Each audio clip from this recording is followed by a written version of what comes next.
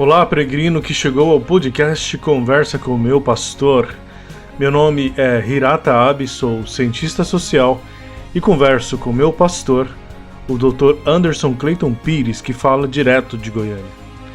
Falamos de maneira informal sobre assuntos do cotidiano, sociedade e da fé cristã.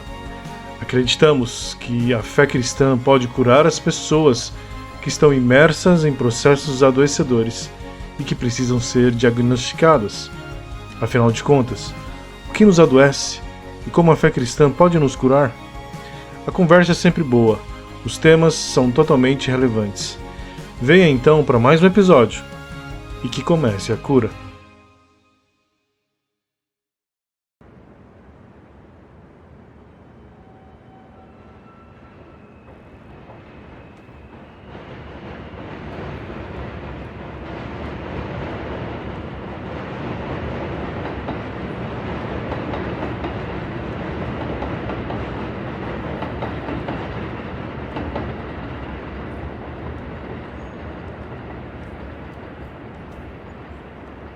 Olá, peregrino que chegou ao 15º episódio aqui do podcast Conversa com meu pastor, comigo, Hirata Abe, que converso com meu pastor, o Dr. Anderson Clayton Pires, lá direto de Goiânia.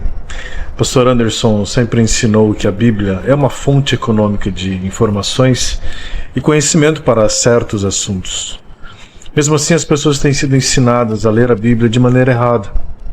Algumas de forma literal, outras usando de alegorias e outras formas de interpretar e produzir crenças que passam longe da fé cristã.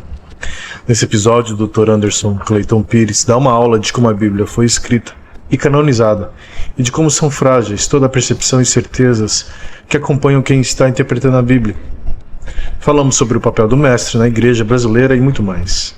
Com isso, queremos valorizar aqueles que podem e têm gabarito para fazer a melhor interpretação das Escrituras e, talvez, mostrar objetivamente o começo do problema que a igreja brasileira se encontra. Por ser uma conversa inicial, ela pode ser esclarecedora e instigadora para todos. Com certeza, pastor Anderson aprofundará muito mais nesse assunto no tempo devido, lá no podcast Crer para Viver. Enquanto isso, venha e ouça e seja tocado em seu sistema de crença. E que venha a cura.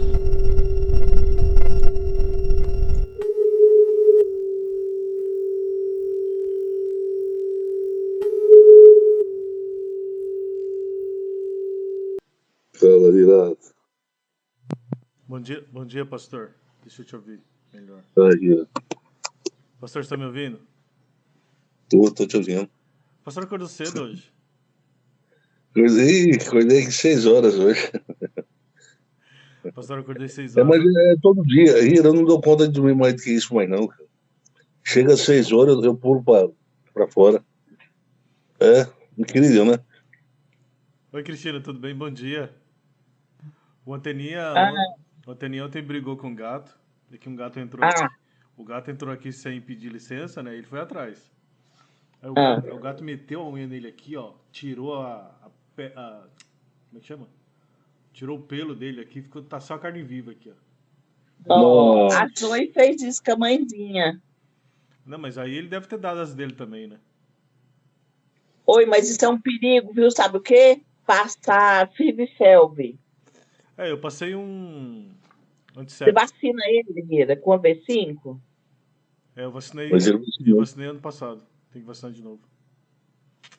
É porque esses gatos bem de rua, eles podem ter a doença Fivifelv e geralmente passa de macho para macho através de briga. É impressionante, fiquei impressionado. Hira, estamos esperando você chegar aqui, viu? Amanheceu 3 graus aqui hoje, pastor. Hira, e não é que aqui tá frio também? Tá frio. Mas é por causa. Eu fiquei pensando, é por causa da fumaça? O que é? Eu vou ver aqui, eu vou ver quantos graus tá aqui. Vou ver. Deixa eu ver, eu acordei 5 horas da manhã anteontem, sufocada com fumaça. Essa fumaça aí é da. Deixa eu ver aqui quantos graus tá Goiânia. 18 graus agora. 18? 18 graus. Mas a sensação tá na casa dos 13, 14, viu, Hira? Ah, tá. Entendi. Tá uma sensação bem frio mesmo, tá frio. Agora, pensa numa bichinha linda, Mas mas, não deixa a gente pegar ela. Assim, ela deixa passar a mão, olha aqui, Rira. mas como é que você achou ela? Eu fui no mato. Mas como é que você sabe que é mãe dela? Mãe dele? Porque ela ficava com ele quando Ah, ele era é? pititiquinho. Ah, e como é que você achou ela de volta? Rira, eu demorei 6 meses para pegar ela. Peguei ela pele e osso, né, meu Tadinha, amorzinho? tadinha. Quando ela chegou aqui em casa, o Gabriel já estava grande. Ela reconheceu ele? Reconheceu, né? No começo, não, mas agora eles são unha e carne. Eu acho que é um trauma pro gato quando ele sai da mãe assim. Tira perto da mãe assim, eu acho. Mas acontece que ele acha que eu e o Anjo que é pai e mãe dele. Você Não. viu o grude que esse Gabriel é com a gente. Ah, Tá cheio de poeira aqui, será que é. pelo de gato, Mas pelo de gato. a fuligem da fumaça chegou aí, pastor? Porque lá em Brasília. Chegou. Que é isso? Você sabe, pastor, você sabe que é tudo criminoso esses incêndios, né? Tudo. É, do pessoal do Lula, do pessoal do MST. Sim, porque é briga de facção entre o PCC e o CV, o Comando Vermelho. Um tá queimando como é que chama? Porque eu sei que um desses, ele tem vários postos de gasolina. Uhum. E aí eles têm também vários plantação de cana. Então um tá queimando a plantação de cana do outro.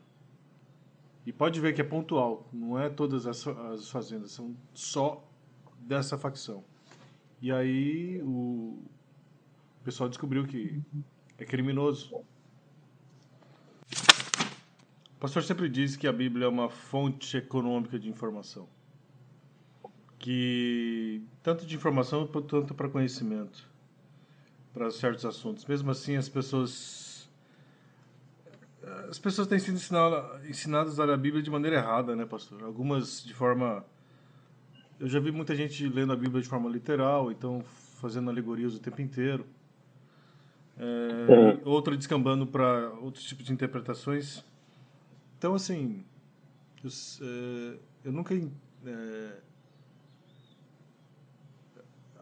A leitura da Bíblia para as pessoas acaba sendo um problema se elas não forem acompanhadas por alguém que interprete de fato a Bíblia. Sim. Como é que a gente pode ler a Bíblia? Então, nós leigos assim podemos ler a Bíblia? Lila, parece que essa sua pergunta ela é uma pergunta que abrange uma deficiência, ela atinge, na verdade, ela mostra, ela aponta para uma deficiência muito grande da igreja evangélica, mas não é hoje só, né? Eu sempre lembro o pastor falando de Lutero. Ele falou, Lutero abriu as portas Sim. para tudo isso aí. Há uma dificuldade, porque, na verdade, nós tivemos, no início, o movimento de Jesus. É um movimento que estava próximo de Jesus, escutava o que Jesus falava, ensinava, fazia. E esse movimento é um movimento que, posteriormente, é procurado, faz parte do grupo seleto dos 12, né? É um movimento que se torna depois fonte, né, de informação para quem está querendo escrever a história de Jesus, a história do Salvador, a história do Cristo, né? Porque Paulo escreve as suas epístolas antes dos evangelhos. Sim. Então, o pessoal estava lendo o Cristo do Paulo e queria saber mais sobre a vida e o que Jesus fez e o que ele ensinou, né? Então, dessa fonte de transmissão oral, né, de geração a geração, de 2 gerações, quer dizer, o Evangelho foi escrito 4 séculos depois do evento Cristo ter se realizado na história. Então, veja bem, é tempo demais, né? É tempo demais. É a mesma coisa de eu voltar a minha vida hoje para o início, para os 15 anos de idade, né, os 15, 16 anos de idade. É muito tempo que se passou. Então a Sim, memória sim. é uma memória que já sofreu uma certa perda, né? Você não consegue lembrar de tudo com precisão, porque a distância temporal, né? A distância temporal entre a narração entre o evento e a narração do evento, existe a possibilidade de você distorcer certas coisas ou alterar coisas que não existiram precisamente, mas que você acabou incutindo na mente como se tivesse existido. Então você às vezes coloca coisas dentro de narrativas que você não tem a precisão acerca da memória, você não tem a precisão se aquilo de fato ocorreu ou não. Sim. Mas tem tradições que circulam e são tradições que são consideradas fontes de informação para homens como Lucas, homens como Mateus, homens como, né, Marcos, que foram lá atrás das fontes, né? O quarto escritor, que é o Evangelho de João, ele tem uma fonte diferenciada, né?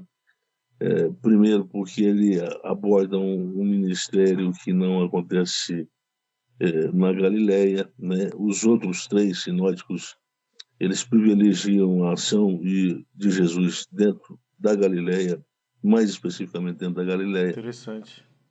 E o Evangelho de João não, ele privilegia acontecimentos dentro do espaço mais da Judéia, próximo ao templo, né? Então é ali que os eventos são narrados e existem muitos monólogos, existem alguns diálogos, mas muito mais monólogos do que diálogos, mas existem também diálogos. Existe uma narrativa próxima à narrativa de Gênesis da criação. No princípio era o verbo estava com Deus, o verbo, né? Era Sim, Deus. Então, sim. lembra um pouco a narrativa lá de Gênesis, Sim. querendo reportar com isso, querendo evocar com isso a existência de uma unidade entre o divino e o humano, que eles consideram ser o ente teantrópico, né? É o ente que possui duas naturezas, né? Tá. Mas, na verdade, são duas naturezas, mas, na verdade, essas duas naturezas se transformou em uma só, né? O Deus humano, o Deus da carne, o Logos Sarkis, né? É a expressão que aparece lá no grego. Então, existe a preocupação de fazer narrativas econômicas, porque as pessoas que estão narrando, elas já seguem uma certa tradição de epístolas e cartas. As cartas e epístolas, elas não eram uma espécie de escrito que continha de muitas páginas, eu diria assim, sabe? Entendi. São escritas mais concisas, para falar coisas mais práticas e mais abordar questões de natureza mais prática para o destinatário, né? Então, tem toda essa dificuldade, porque eles estão vivendo um problema, eles estão compartilhando, eles sabem exatamente do que se trata, porque eles estão, de certa forma, envolvidos num problema que é colocado depois na narrativa e em epístolas, mas para a gente decodificar isso 2000 anos depois, já se torna um problema, né? Se torna um problema, porque nós não temos condições de, através do texto, depreender a intenção do autor do texto. Então, o texto é o limite das possibilidades que a gente tem para interpretar o próprio texto, ou o autor do texto. Não tem como você, quando fala de intenção, é uma coisa que eu diria, é uma dimensão mais profunda, na qual, através da qual eu procuro justificar a razão dele ter escrito isso e não aquilo. Isso é uma coisa difícil de acontecer, é um ponto de interpretação muito difícil de ser atingido. Então, tem essa dificuldade toda, quando eu falo econômico, é nesse sentido, né? Por exemplo, o Decálogo, né? Escrito lá, atribuído por Moisés, né? Não matarás, não adulterarás, não furtarás, não cobiçarás, honra teu pai e tua mãe. Tudo é muito sucinto. Aham. Através do Decálogo, eu não tenho consciência de que idade são os filhos para os quais Moisés está escrevendo. Eu não tenho exatamente consciência do que significa honrar pai e mãe. Aham. Pode ser muita coisa, mas pode ser uma coisa específica, mas o texto não explicita. Por quê? Porque é um texto de natureza econômica. Ele não se autoexplica. Ele deixa a explicação para um intérprete. Aham. Entende? Então, o intérprete que vai fazer essa interpretação. Pode ser que se desenvolva uma tradição interpretativa a partir da narrativa. E boa parte das vezes é isso que acontece. Agora, para alguns textos não desenvolve interpretação, ou uma tradição interpretativa. E aí as possibilidades de interpretação são maiores. Então a gente tem eu diria, uma certa liberdade para inferir certas interpretações que podem ou não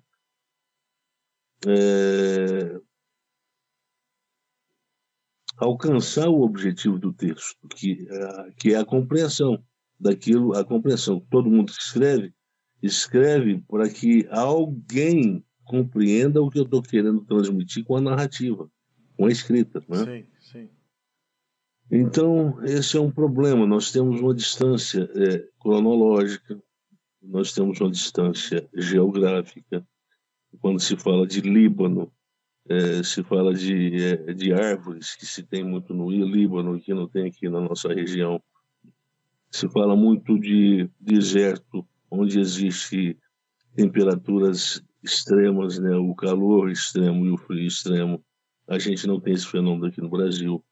Então, tem muitas coisas que a Bíblia relata e tem uma certa dificuldade da gente entender, sobretudo o Antigo Testamento, porque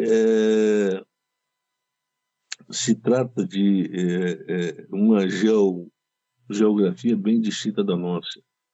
Nós temos também, no caso do Antigo Testamento, nós temos, houve intenção, alguns estudiosos dizem que o Antigo Testamento começou a ser escrito a partir do cativeiro de Babilônia. E se essa hipótese se confirma, porque eles acham que existe uma semelhança entre a teoria da criação que é abordada pelos babilônicos e a teoria da criação que aparece no Gênesis. Então, há uma equivalência, e por causa dessa equivalência se deduz, então, que em algum grau os hebreus tentaram imitar a abordagem da criação dos babilônicos. Essa é uma hipótese. Entendi. É uma hipótese. Não tem como confirmar, porque a gente não sabe se isso ocorreu mesmo, né?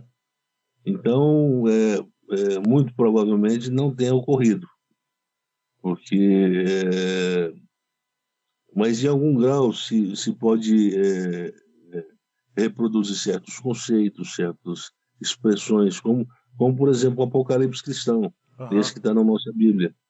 Ele usa muitas figuras de linguagem do Apocalipse, de literaturas do apocalipsismo judaico, dos 2 séculos antes dos 2 séculos antes de Cristo, né?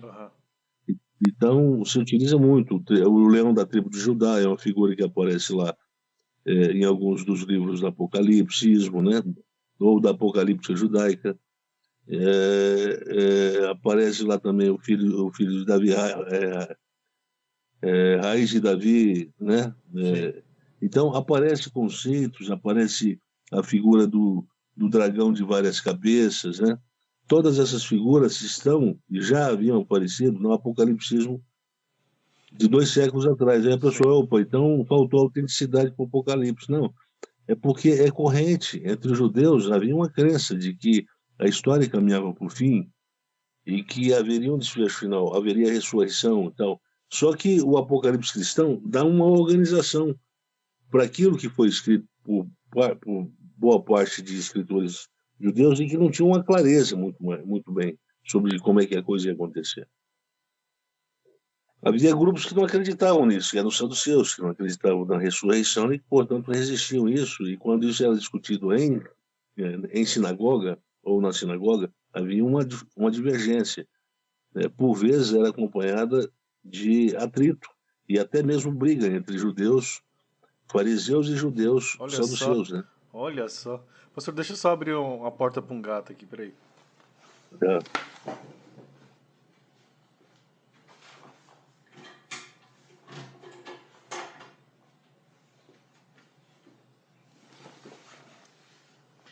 Sim, Existem também as diferenças em termos de compreensão política, né? Formação do Estado-nação. A monarquia é eu diria, é um modelo político de organização social, ou um modelo de organização política que não pode ser considerado teocrático. Tem muita gente que considera. A teocracia, se ela pode ser entendida em sentidos radicais, em termos radicais, ela existiu antes da monarquia ser instituída. Por quê? sim, porque era a relação direta com Teocracia Deus. significa Deus reinando sem nenhum intermediário. Deus governando sem nenhum intermediário. A partir da monarquia se institui o intermediário, ou se institui aquele que tem que substituir o próprio Deus, que é o rei. Nossa, eu não sabia disso. Então, essa é a diferença que também não existe aqui no mundo ocidental. O nosso sistema aqui é presidencialista, ou parlamentarista, e etc. Né? Representativo. Então, essas diferenças elas acabam dificultando a nossa compreensão da Bíblia, porque se fala muito de guerra, de exército, de realeza. O nosso Deus, aquela música da Aline Barros, né? Um Deus que nunca perdeu batalhas. Eu acho ridículo esse tipo eu acho desinformado, é uma desinformação isso. Essa linguagem nunca perdeu batalha, ela não aparece ela não, o Deus do Novo Testamento não é chamado Deus dos Exércitos, Senhor dos Exércitos. Não é uma relação bélica. Não tem. Ele não está brigando com os outros deuses. No Novo Testamento há uma separação, nós não queremos nada com o reino desse mundo. Nosso reino não é desse mundo. Jesus diz, o nosso reino não é desse mundo, quando ele está conversando com Pilatos. O meu reino não é desse mundo. Então, quando ele é perguntado pelos discípulos, capítulo 14 de João, sobre qual é o destino de tudo, ele fala assim, olha, eu estou indo para preparar uma morada para vocês. Ou seja, não espero nada dessa história. O judeu tradicional está o tempo todo, ele está preocupado em se estabelecer como um Estado-nação nesse mundo. Aí Jesus vem e fala assim, não, nesse mundo nós não vamos fazer nada. Não haverá reino a ser instituído nesse mundo. Então quem está esperando coisa errada. É coisa de judeu radical. Sim. E tem uma interpretação escatológica da história equivocada. E das promessas do Antigo Testamento também. Então tem dificuldades, eu diria, em termos de organização social. Israel, a nação de Israel, ela usufruiu muito pouco a liberdade para expandir as suas possibilidades de uma nação produtiva. Quer dizer, ela poderia ter exportado muito, enriquecido muito, exportado riquezas. Né? No entanto, não há essas informações. O contingente é um contingente que, apesar de estar no sistema monárquico, ele sobrevive mais como sistema tribal ou tribalista. Quer dizer, existe a personalidade mais importante do tribalismo, que é o patriarcal, o patriarca. Então, ele também está presente lá na monarquia, o patriarca. E as famílias, elas se estruturam meio que da forma tribalista. Quer dizer, não é tribal, mas sugere um tribalismo, eu diria, monárquico, né? Já adequado a uma demanda política de um outro modelo de governo. Então, nós temos no Antigo Testamento que está priorizando como valor a possessão da terra. No Novo Testamento, isso é altamente desprezível. Não acumuleis para vós outros nada aqui na terra. Então, são duas perspectivas diferentes e a gente não sabe exatamente se emenda o Antigo Testamento do Novo, ou se separa o Antigo Testamento do Novo, ou se faz uma leitura do Antigo Testamento à luz do Novo, mostrando sempre essas diferenças. Sim. E é o que eu faço. O pastor faz Eu, isso. eu, eu considero que o Antigo Testamento tem valor como revelação, né? Eu não poderia compreender Paulo se eu não tivesse compreensão do que aconteceu lá atrás, que é relatado pelo a narrativa da queda, né? Quando se fala, quando entra em questão o diálogo de Jesus, de Deus com Abraão, com Adão, e o diálogo da serpente com Eva, né? E aí aparece essa primeira questão relativa à criação e queda do homem, né? No sentido mais coletivo, porque ali se fala de uma queda antropológica, não sei, mas é uma queda antropológica que tem uma referência andrológica, não é antropológica, é andrológica. E, portanto, o Adão, ele tanto é um representante de todos os homens, né, da humanidade, ele tanto é representante da humanidade, quanto é uma pessoa específica. Entendi. É uma pessoa que conversa com Deus. Sim. É uma pessoa que tem uma mulher, a Eva, que é uma espécie de esposa, não é esposa. É uma espécie de esposa. Porque o termo esposa não existia lá. Não. Aliás, o casamento não existia lá. Eles se juntaram, mas não tinha um padre para fazer o casamento. Não tinha uma família. Então, assim, olha, nosso pai vai casar, nossa mãe vai casar, nosso filho vai casar. Não tinha. Não existe. Se junta, tira a Eva da costela de Adão e fala, olha, agora você vai viver junto. Mas Deus não faz o casamento deles. E aquela expressão, os dois tornam-se uma só carne, ela foi colocada lá posteriormente. Por isso que se deduz que o texto... É de Babilônia. O texto, exatamente. Se deduz que tenha sido colocado bem tardiamente. Portanto, a data da narrativa daquele texto, e tornar-se uma só carne, é muito mais antiga do que outras partes da narrativa do Gênesis. Aliás, a narrativa da criação é uma narrativa que coloca assim, meio que em xeque a ideia que se tem de singularidade. A Bíblia, a narrativa, Gênesis, a narrativa da criação, ela é sui generis, ela é singular, ela é única. Nós temos vários textos sagrados que falam de narrativas que são semelhantes. Então temos que ter a humildade de reconhecer isso aí, né? Isso aí já veio lá de trás, de nações que, por exemplo, o povo hebreu, ele está associado a que outro tipo de povo, ou a que outro tipo de civilização do Antigo Testamento, que não aparece no Antigo Testamento. Não dá importância à civilização propriamente. Fala-se da terra, da cidade, Ur, a terra de qual sai o Abraão, que é o pai da fé, o pai das nações, o pai dos judeus, o pai dessa civilização e dessa nação, ia se transformar como as estrelas do céu. Mas ele é sumérico. Olha ele é sumérico. Só. Então, toda a tradição de escrita cuneiforme dos suméricos, que era feita em formas em argilas pequenas feitas de barro, de lá. Essa tradição de escrita inspirou depois. Você vê você vê lá na novela Os 10 Mandamentos, o Moisés escrevendo em argila. Isso aí... Então vem lá dos sumérios, inspirado pelos sumérios. Depois dos sumérios vem os acádicos. Depois dos acádicos e os sumérios, eles se unem e se tornam uma grande civilização na região da Mesopotâmia. E aí nós vamos tendo a construção de um processo. E aí Deus vai separar um povo e vai falar assim, olha, nessa região aqui vocês vão se construir uma nação. Caramba. Mas quando falar, vocês vão construir uma nação, já tinha povos lá, então vai ter que ser na base da guerra. Sim. Era assim que se conquistava.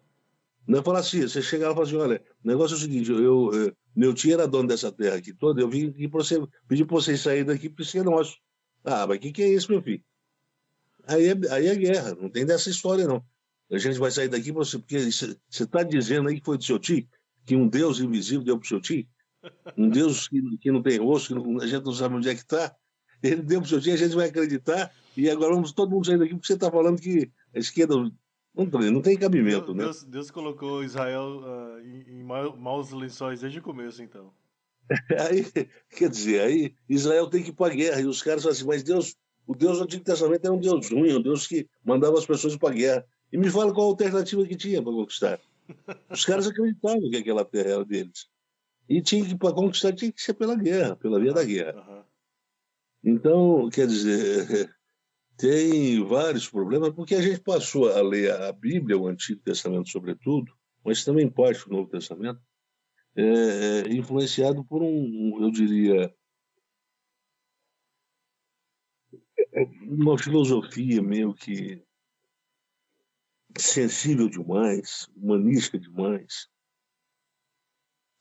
e que atrapalha a gente compreender essas diferenças culturais que existem entre o mundo de cá e o mundo de lá. Essas são algumas dificuldades que eu estou botando aqui para você ver, algumas dificuldades que as pessoas nem sempre estão informadas dessas diferenças. Eu estou achando incrível essa conversa, pastor. Olha. Né? E que torna, portanto, muito complicado a compreensão da Bíblia, né? Porque o cara não sabe enxergar que existem diferenças que têm que ser pontuadas, e eles não conseguem dar uma resposta satisfatória para esse tipo de gente que vai para a igreja só para fazer esse tipo de perguntinha. Quem era o pai de Deus? Ah, meu filho, briga não. Você não vai plantar abacaxi lá no deserto, vai fazer uma coisa que presta. Quem é o pai de Deus? Pela madrugada. O pessoal aqui no Rio Grande do Sul fala assim, vai cortar lenha. É isso aí mesmo. Eu tinha um amigo chamado, eu não vou falar o nome dele, porque essa fita não aparece aí, vai aparecer. Dia. É melhor não falar o nome dele. Mas ele falava para mim, no dia que você me dá uma resposta de quem era a esposa do Caim, porque não tinha outras pessoas, tudo começou em Adão e Eva, e como é que ele casa com uma outra menina lá? De onde aparece essa? Aí ele falou assim, no dia que você me explicar satisfatoriamente, eu viro cristão. Eu falei assim, meu filho, pode ter certeza que você não vai virar cristão. Se for para te dar essa resposta, você vai ser um pagão pro resto da sua vida, meu filho. Mas assim, veja bem que são dificuldades. Aí, tem um pessoal que escreveu uns dois. Um eu sei que é de tradição pentecostal, o outro eu não tenho muita certeza. Gordon Fee e um tal de Stuart, não sei o que é, Stuart Mill, sei lá, Douglas Stuart, não sei. Stuart Mill, eu já ouvi falar desse cara, Stuart Mill. Stuart Mill eu acho que é um filósofo, né? Eu acho que é Douglas Stuart. Stuart Mill é filósofo. Então é o Gordon Fee e o Stuart, eles escreveram um livrinho chamado Entendes o que Lês? É um livrinho razoável, um livrinho, sabe, evangélico e tal, coisinha fraca, arroz com feijão, mas tem algumas questões que eu acho que servem para esclarecer a mente do evangélico, né? É que essas diferenciazinhas muitas vezes são colocadas como em atos intransponíveis, né? Para se compreender a Bíblia. O fato é que até mesmo a tradução, a língua, né? Nós temos, predominantemente, nós temos uma versão aramaica do Antigo Testamento, ou não, uma versão hebraica do Antigo Testamento, considerando algumas pequenas partes em aramaico. Veja bem que nem aramaico nós não estudamos no seminário, a gente estuda só hebraico. Tem algumas partes em aramaico que nós nem estudamos. Por quê? Porque a gente acha que a gente pode ler o aramaico. Não pode. Sem estudar o aramaico, porque as caracteres são semelhantes. Entendi. Então, é como se fosse um português diferente. É um português de Portugal. E você entendeu? É diferente do nosso. Então, não é tudo que o português fala que você entende. Quer dizer, ele usa uma palavra lá que tem um outro sentido para eles. Para nós aqui, é outro sentido. Então, todas essas dificuldades, a tradução, né? Tem palavras lá e tem termos lá que são só de lá. Como é que a gente vai descobrir o que significa esse termo? Isso que ele está se referindo aqui não tem na nossa região. Como é que a gente faz, então? Aí cria-se uma palavra lá. Então, tem toda a dificuldade. Então, isso dá margem por alguns erros de grafia. Aí entra a chamada crítica baixa, né? Que é uma área especializada da exegese ou da crítica exegética, né? Mostrar algumas coisinhas assim que são complicadas para quem tem o coração endurecido aceitar, sabe? Então tem a crítica da forma, tem a crítica baixa, tem a crítica alta. Isso aí é mais para os tradicionais, os evangelicais. Aham. Nos luteranos nós temos vários procedimentos. Nós temos a crítica histórica, que vai abordar as fontes históricas utilizadas por cada autor para escrever isso e aquilo e tal.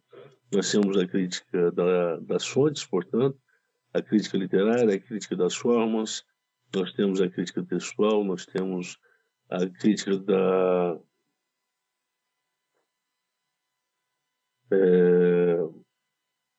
Bem, existem outras formas, outras críticas aí. São várias. Então, me ocorreu que um apagão agora nesse momento. Mas, então, são procedimentos, modos de abordagem exegético, que tentam estabelecer um critério de saber exatamente diferenciar o mesmo texto, que às vezes tem várias cópias, que a gente tem que datar as cópias a partir daquilo que a gente escreve, lê em cada texto. Então, um texto lá tem uma palavra e no outro não tem, o outro tem uma palavra que é característica do século tal, a outra já passou a ser usada só a partir do século tal. Então, a partir dessa análise, você vai, então, fazendo uma diferenciação em termos cronológicos de cada texto. Então, para você saber que, não, esse texto aqui ele é mais antigo, portanto, ele tem mais credibilidade. Provavelmente, ele está mais próximo do origem. do texto original. Mas nós temos ainda assim, mesmo com todos esses procedimentos, nós temos uma dificuldade natural. Eu estou entendendo. Porque quem escreveu o Novo Testamento, o Antigo Testamento, escreveu sem ter essa preocupação de se comunicar com gente erudita. Sim. Era gente simples. O povo de Deus era um povo simples, não era um povo erudito. Sim. E, portanto, nós temos que considerar isso, porque se exige muito da precisão histórica de certa... quando se refere a determinadas abordagens acerca de fenômenos inexplicáveis, por exemplo, o céu parou, né? Aí o pessoal vai, isso aqui não pode acreditar no que a Bíblia diz, o cara está falando que o céu parou. Sim. A gente aprendeu que isso é besteira, do ponto de vista da física. Então, é uma mentira isso aqui, não é mentira. É uma forma de expressar uma crença. E expressa daquela forma, naquela cultura. Então, a sensação, não havia ciência para explicar, portanto, a sensação e certas compreensões eram oriundas da sensação, da percepção, eu diria, dos sentidos que as pessoas tinham. E, considerando que era dos sentidos que emanava o conhecimento acerca da realidade que a gente vive, então a impressão que se tinha é que o céu tinha parado mesmo, o sol tinha parado. E aí eles relatam, o sol parou, não, estou olhando para lá, o sol não abaixa, nem sobe. Então do ponto de vista da minha percepção sensorial, dos meus sentidos, o sol está parado. Mas naquela época não tinha a física para explicar o negócio. Então, não, mas isso aqui não pode acreditar. Não. E entre outras coisas, o Mar Vermelho abriu, nos abriu. São gente que são gente cretinas, que não tem fé e que está tentando formular meios de desacreditar, desautorizar a Bíblia e gerar esse descrédito que você está falando. Você entende? Então, olha, eu já passei por tudo isso, Rira, porque eu fiz um doutorado em Bíblia, em exegese, exatamente por uma instituição que pratica isso. Que é uma Sim, instituição sim. que é uma instituição é uma instituição liberal. Aham. É uma instituição liberal. Então, eu tinha tudo para não acreditar no que eu acredito, nas coisas que eu acredito. E eu acho que é o seguinte, a maior parte das pessoas que criticam a Bíblia não tiveram uma formação liberal como eu tive. Sim, Não sabe, deveria estudar mais para falar as coisas, não sabe, não estudaram e fica falando besteira. sim. Aliás, Então, só pra, pode falar. só pra eu. é, assim, eu vou fazer essa pergunta, não é pra criticar, é pra ajudar as pessoas a entenderem o que que aconteceu então. Por que que a igreja evangélica se tornou o que se tornou hoje? Berço de várias interpretações, e tá todo mundo fazendo isso e tá se chamando evangélico. A minha pergunta é, pastor, então quando é que, quando e como que a igreja evangélica começou a se perder na interpretação? Porque assim, ó, Pois é, eu percebo que não é só ali no calvinismo, eu acho que o negócio veio antes de lá. sim, sim, eu acho o seguinte, até a fase, a chamada era apostólica, né? Havia ali os apóstolos próximos do desenvolvimento da igreja que estava escrevendo, estava se preocupado com a sã doutrina. A sã doutrina ali é porque havia várias, eu diria, vários matizes religiosos ali que estavam em circulação tanto no ambiente de Israel, né, quanto no ambiente greco-romano. Então havia muitas seitas, religiões de mistério, gnosticismo, etc. Havia muitas. E depois até o momento que os apóstolos estavam vivos, eles seguraram isso.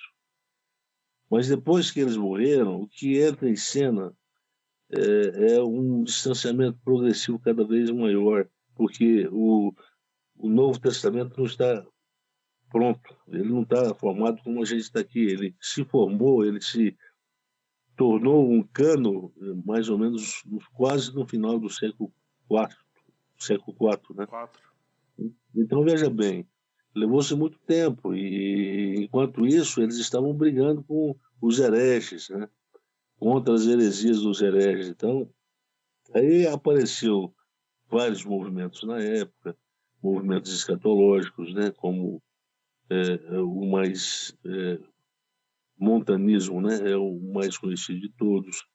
E aconteceu também outros líderes que apareceram, né? De muita influência do pensamento grego, né? Sobretudo o pensamento platônico, né? Neoplatonismo. E estava ali, o Paulo recebe certa influência do neoplatonismo, o Paulo não, o Agostinho, né? E veja bem, depois do terceiro, quarto século, a filosofia ela impregna-se tanto na fé cristã, na compreensão da fé cristã, que a gente perdeu o acesso aos escritos do Novo Testamento, ao Novo Testamento em si, e passamos a ler mais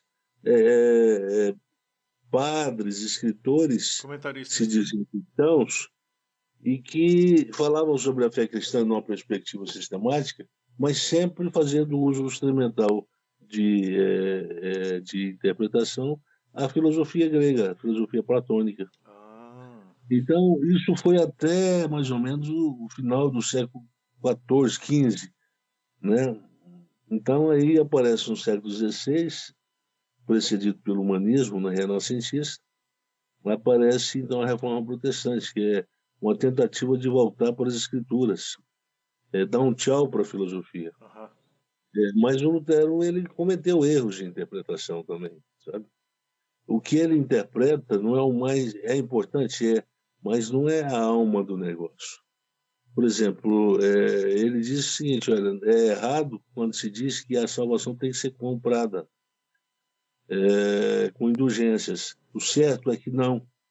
O certo é que ela já foi comprada e ela foi paga pelo sangue de Jesus. Pelo sangue. Tá certo. Então, você disse uma coisa importante. Agora, o que é a salvação? Isso ele não responde. Fica nessa, né? Só fica ali. Por que nós precisamos ser salvos? Isso ele não responde. Quer dizer, perguntas importantes, esses caras não deram resposta, desde que a fé cristã começou lá atrás. Porque eles não entenderam? Pode ser que seja por isso, porque não entenderam. Segundo, pode ser também porque eles não deram a importância que a coisa tinha. Então, é isso aí. Então, nós desenvolvemos o hábito de ler a Bíblia sempre mediado por filosofias ou por algum tipo de pensamento. Sim. Qualquer. Então, Rira, isso aí acabou produzindo uma dificuldade muito grande para se interpretar, porque as interpretações elas tenderam a se tornar autônomas, né? Então nós temos no mundo de autonomia, nós temos a realidade do pluralismo, né? E eu fico pensando que, O assim, autonomismo, ele produz o pluralismo, ele produz várias versões de um mesmo tema, né? eu fico pensando existem vários institutos, vários seminários, várias tradições montadas, a base delas é uma interpretação errada, pastor. Sim. E aí, Então, tem isso, né? Por exemplo, hoje a gente tem uma certa dificuldade ainda de fazer uma separação entre lei e graça. Eu conheço um pastor lá de São Paulo, do Mackenzie, lá que está lá no Underjump, ocupa até a função de direção no Underjump, fez um livrozinho aí, um livrozinho de insignificante, aí, uma bochinha, uma coisinha insignificante lá, tentando compatibilizar as duas coisas, lei e graça, né? E aí tem esses aventureiros, né? Sempre vem aí os aventureirozinhos aí tentando compatibilizar Hernandes Lopes, e fulano de tal, e fulano de tal. Mas é isso aí, a reforma protestante legitimou essa formação de tendência, ou a tendência de formação de um mundo em que se valida sempre as possibilidades, as possibilidades multiformes aham, de interpretação, porque nós temos um mundo plural. E no mundo plural nós temos uma multiforme, uma expressão multiforme das crenças que cada um tem. sim. Então nós não temos a mesma versão do mesmo tema, nós temos várias versões do mesmo tema. São dificuldades que vêm lá de trás também. Num certo sentido, a própria reforma fez uso do platonismo para fazer, por exemplo, interpretação lógica da doutrina, a terrível doutrina da dupla predestinação. A terrível doutrina é o seu Calvino que fala.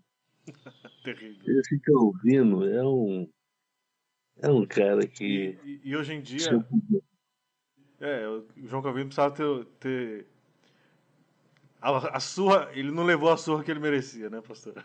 Eu acho que a gente tinha que fazer o seguinte: para saber se ele era do bem ou do mal, a gente tinha que pôr ele de um prédio de 25 andares. Se ele caísse e vivesse, é porque era do bem. Você entendeu? Esse cara é um cara do mal que foi sacralizado pelos presbiterianos. Entendeu? É terrível.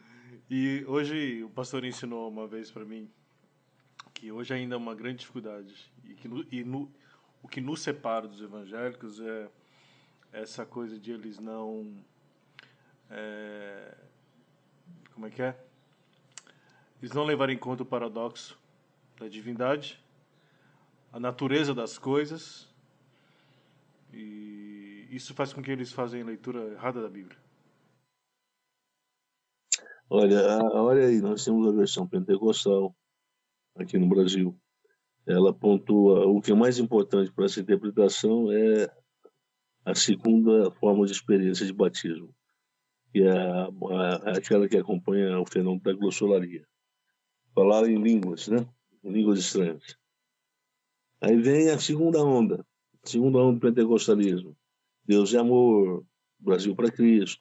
Essas igrejas aí que já estão falando de outra coisa, estão falando de cura.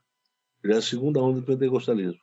A terceira onda, aí vem o neopentecostalismo, né?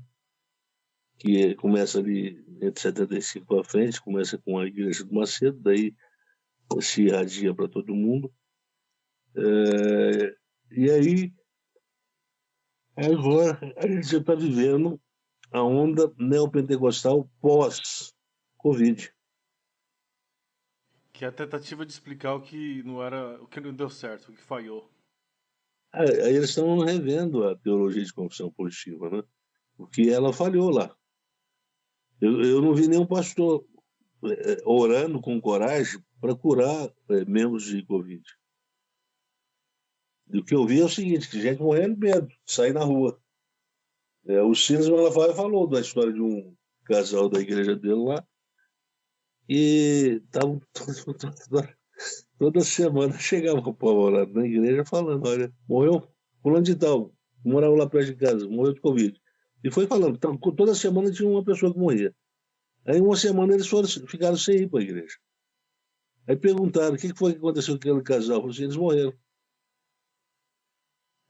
Explicar essa Eles estavam tão certos de que o crente não estava protegido por nenhum tipo de Sim. escudo espiritual, que eles mesmos acabaram se transformando em vítimas da calamidade, né? Então, veja bem, nós temos uma versão, uma tendência sempre de aberta de interpretação. Esse é o problema. Então, por ser aberta é porque é plural, e por ser plural, então não existe aquela a dificuldade do consenso, de se chegar a um consenso, achar um consenso entre as várias formas de interpretar. E não há consenso. A prova que não há consenso é que existem várias igrejas. Por que há várias igrejas? Porque cada um fala assim, não, eu não acredito nisso, eu acredito nisso. O problema Não, é que... mas releva isso aí, cara. Vamos juntar todas as igrejas aí, ó, vamos criar uma doutrina síntese para todas as igrejas se unirem. Não aceito, eu acredito assim.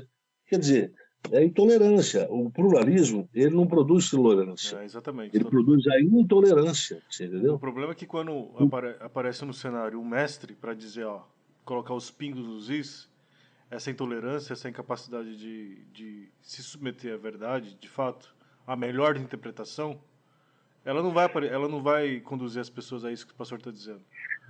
Pelo contrário, ela vai enrijecer ainda mais o coração e as pessoas... Eu não sei... Isso é uma obra do Espírito, pastor. Isso é uma obra do Espírito no meio da igreja, porque é muito difícil. Sim, é isso aí. O que a gente tem tentado fazer no nosso podcast é trabalhar temas que deixaram de ser trabalhados.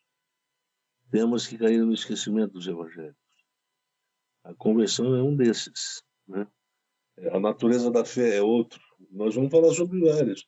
A gente passa, aquele cara lá, o presbiteriano lá, que tem um pastor presbiteriano ali em Brasília, ele até não é mais pastor da igreja lá, a igreja do Planalto, ele já não é mais pastor lá não. E o Ricardo, né? Sei. Mas eu ia lá, sempre conversava com ele, sempre quando eu ia a Brasília eu conversava com ele. E a última vez que eu fui lá, ele falou para mim, né, que ele já não era mais pastor, que ele tinha perdido o filho e tal, e que aquilo tudo tinha sacudido, né? E você vê, ele fez parte de um movimento chamado, aquele movimento do Ariovaldo Ramos, né? Aquele Missão na Íntegra, e ele não se considerava nem de esquerda, nem um cara que acreditava ali na esquerda. Ele não acreditava. Ele era não sei o que ele acreditava. Na verdade, eu nem sei no que ele acreditava. O fato é que isso é a igreja. Isso é a igreja. É dificuldade. Os caras pegam um texto da Bíblia e tentam embromar, explicando ou não explicando o texto, porque eles não entenderam o texto. Já que eles não entenderam, mas eles querem passar essa ideia de que eles são entendidos, eles criam uma linguagem hermética e se comunicam a Bíblia através dessa linguagem hermética. Aí o cara fala assim, uau, ele é muito inteligente. Ele fala e a gente quase não entende o que ele fala. Isso tudo é mentira. Ele cria a linguagem hermética justamente porque ele não consegue falar. Ele não entendeu para conseguir falar de forma clara para os outros, né? Então, olha o que ele fala, olha, eu só considero um calvinista quem já leu as Institutas de Calvino pelo menos 3 vezes, isso na língua original, ele fala. Eu falei assim, não, mas deixa eu falar, o termo calvinista não está associado a isso, não, essa crença, não. Eu tive que dar aulinha para um cara que ele já tinha que saber, você entendeu? Então, isso é a realidade. Os evangélicos são muito ignorantes. No geral, eles são muito ignorantes. Sim. Eles estudam pouco. Não, assim, o pastor me salvou na minha leitura bíblica, eu já te falei. Hoje eu leio a Bíblia, eu entendo a Bíblia, porque o pastor ensina a ler a Bíblia de acordo com com aquele binômio saúde e doença. Já é um método que facilita muito a leitura. Sim. Mas assim, pastor, como ler a Bíblia nós leigos, então, como ler a Bíblia de maneira que não gere essa confusão toda? Porque se as pessoas lerem a Bíblia orientadas e com a perspectiva do que vem do púlpito das igrejas evangélicas, elas vão reproduzir exatamente a mesma confusão o tempo inteiro na cabeça delas. Sim, eu acho que a Bíblia tem que ser lida. Existem uns caras aí, os proponentes da chamada. Porque assim, ó, o que eu quero dizer, é importante para nós leigos lermos a Bíblia todos os dias, ter uma frequência na leitura da Bíblia. Não é isso mesmo? Com certeza. Mas mais do que ler todos os dias a Bíblia, é preciso refletir sobre aquilo que se leu na Bíblia, para entender. O mais importante é entender do que aquela expressão de Jesus que é dita para o mestre lá na parábola do bom samaritano. Entendes o que lês? Né? O Jesus pergunta isso para ele. Você entende o que você leu? Você entende as escrituras? Sim, então vai lá e ele não fala me interpreta, não, ele fala recita, porque era muito comum do judeu recitar. Recitar é decorar, né, ali. É decorar, né? Então, veja bem, isso aí não é o mais importante. O mais importante é compreender. Quando Jesus fala assim, como é que você interpreta? Ele não sabe Interessante. interpretar. Ele só sabe recitar, mas interpretar ele não sabe. Aí Jesus interpreta para ele.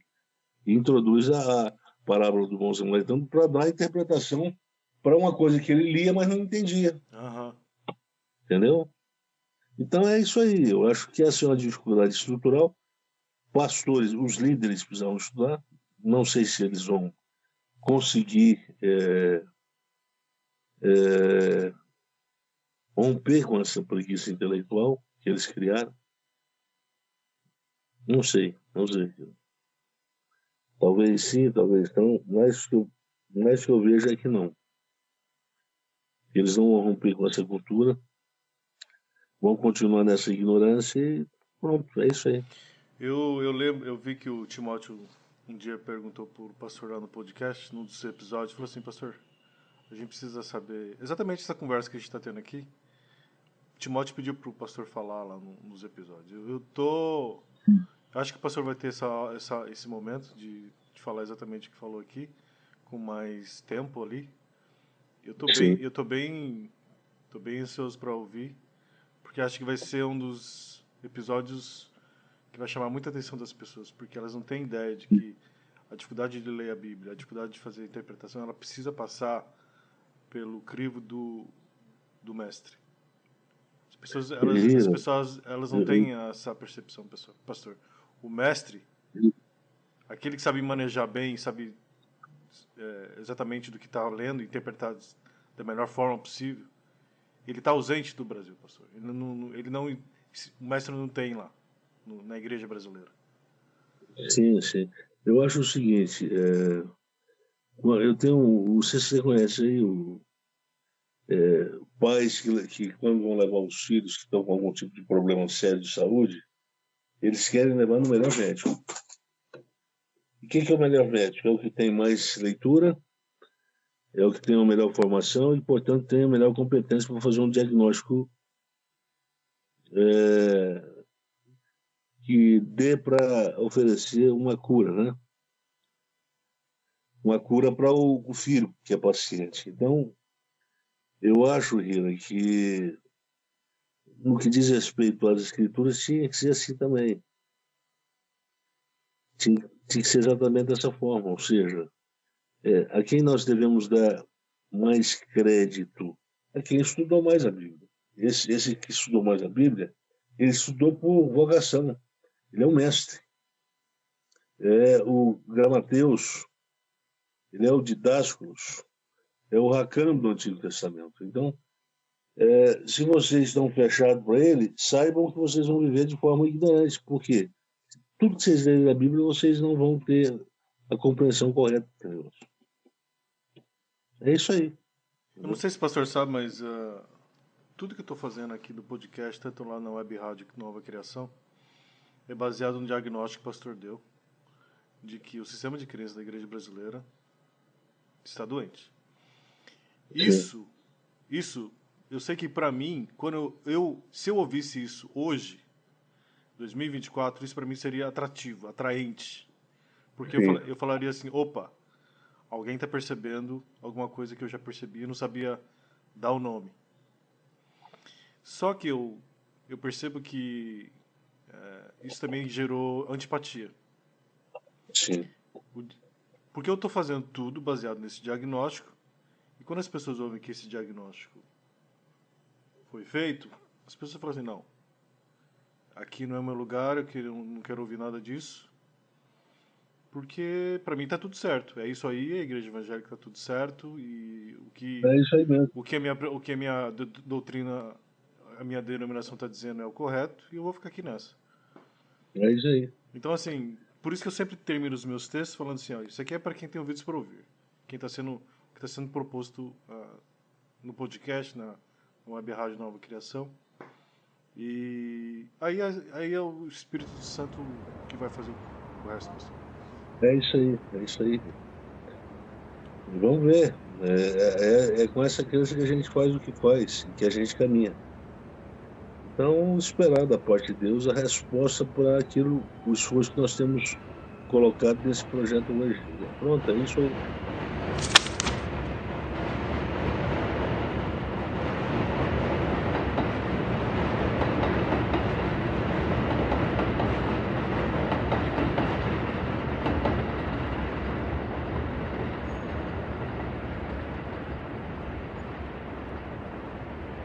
Fé cristã é diferente de cristianismo histórico. A fé cristã, a providência vem trazendo ela no anonimato dos movimentos dialéticos da história. O cristianismo histórico, ele se corrompeu, adotou aquela cultura do politicamente correto. A reforma protestante bagunçou com o mundo ocidental. O calvinismo trouxe esse transtorno cultural para o Ocidente, onde a fé se funde com o sistema de produção vigente. E aí a gente não consegue mais separar uma coisa da outra, porque elas estão em fusão. E aí começa a aparecer as religiões, sobretudo aquelas caracterizadas mais pela experiência da epifania. Lembra daquela época que houve, na década de 90, 80, aquela experiência de ir orar na madrugada e sair com dente de ouro? Não podia ser dente de prata e nem de bronze, tinha que ser de ouro. É o nosso fascínio com o mamon, é o nosso fascínio com a riqueza. Agora, isso não é fé cristã. Podcast Crer para Viver com o Dr. Anderson Clayton Pires. No YouTube, Spotify, Deezer.